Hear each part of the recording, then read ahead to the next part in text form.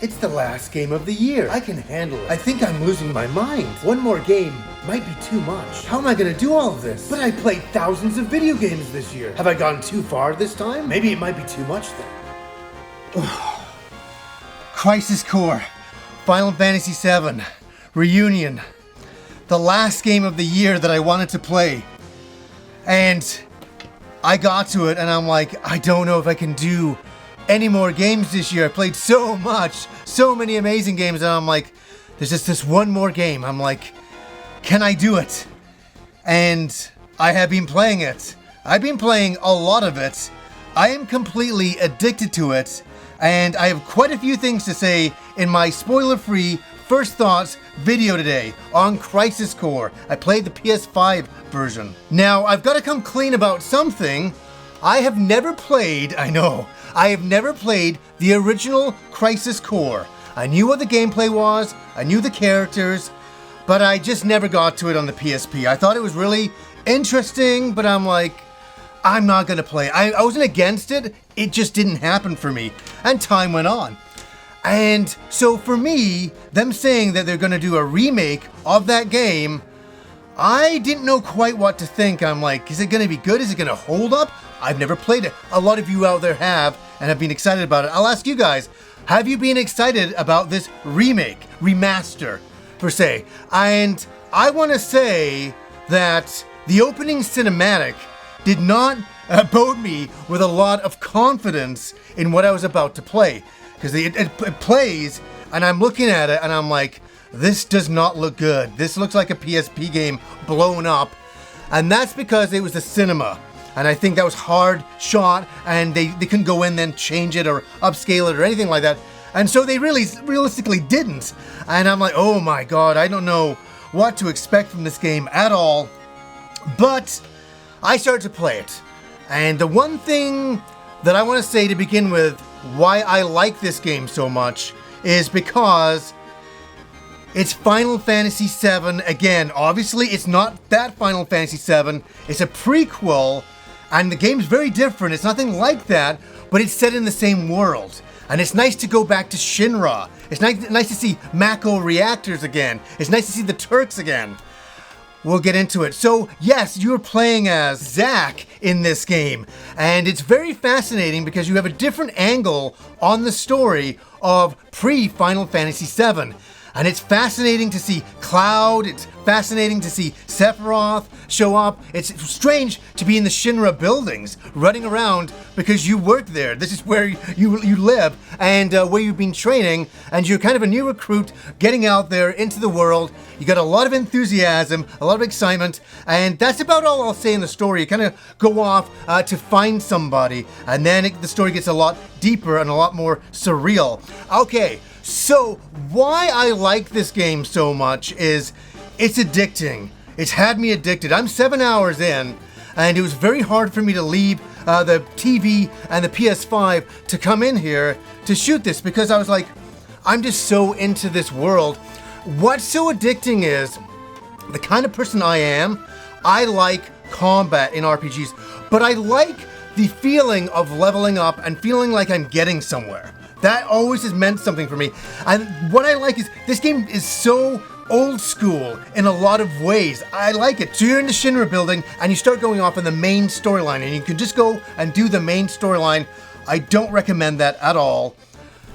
Here's the great thing. When you go to a save area, a save place in the game, you can also access missions. And this is why the game became incredibly addictive, because you can go in and fight wave after wave of enemies in these different missions. And yeah, you go into like a cavern way, and you go down there and you just start kicking the crap out of everything, and you level up and you get different things, and you're like, oh, I kind of like this. And then you start doing another mission, then another mission, then another mission, and then you start doing all the missions that you can, and then you hit a mission and you're like, this one's a little too tough. I'll come back to it. So you have a feeling of always leveling up, always getting better. Yes, you can get materia in this game, same as you could in Final Fantasy VII, and you can combine them and make them stronger. That happens here as well, for sure. So you're gonna be in combat quite a lot. How is the combat?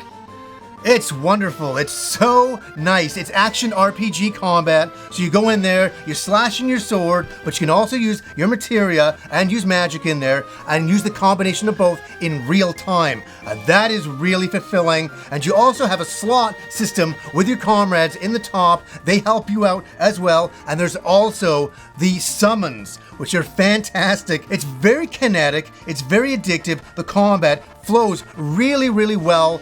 But also, it's not a cakewalk. You have to be rolling, dashing out of the way, healing yourself, and taking advantage of the enemy's weaknesses to take them down. So there's a lot going on there. So the main game is realistically just combat.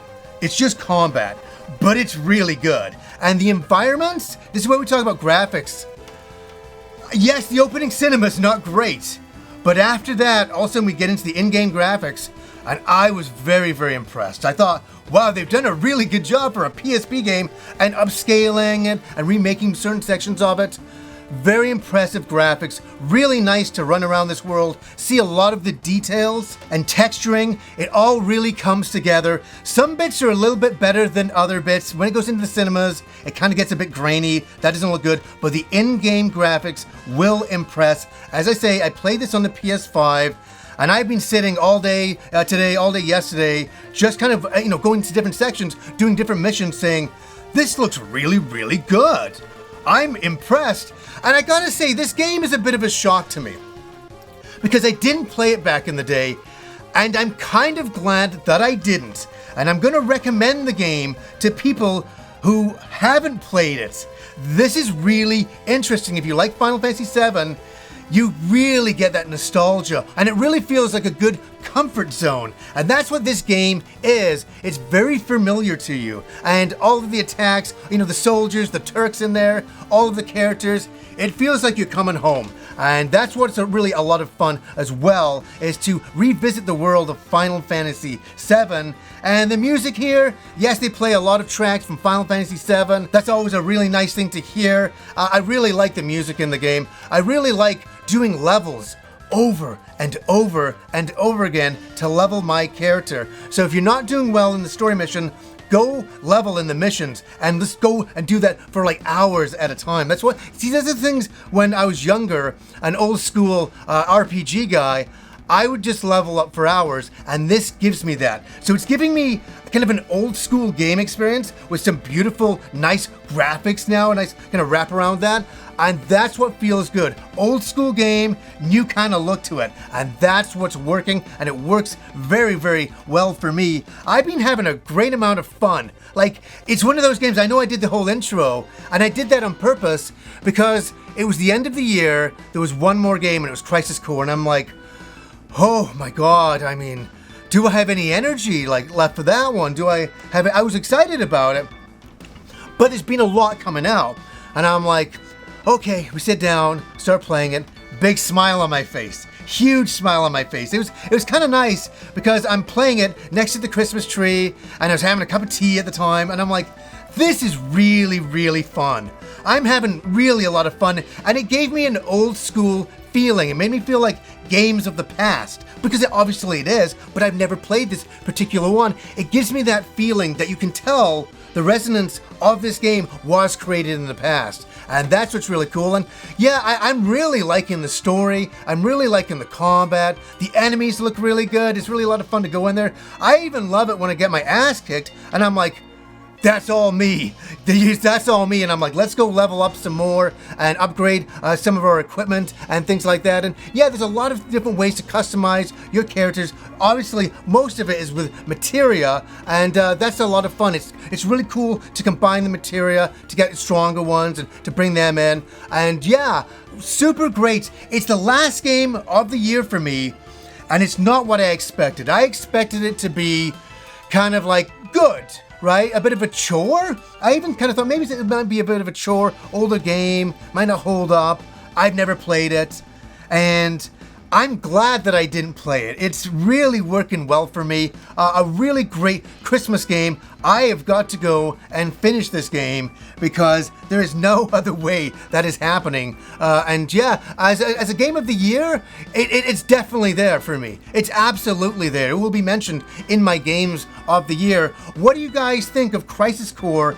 Are you looking forward to it? Is it on your radar?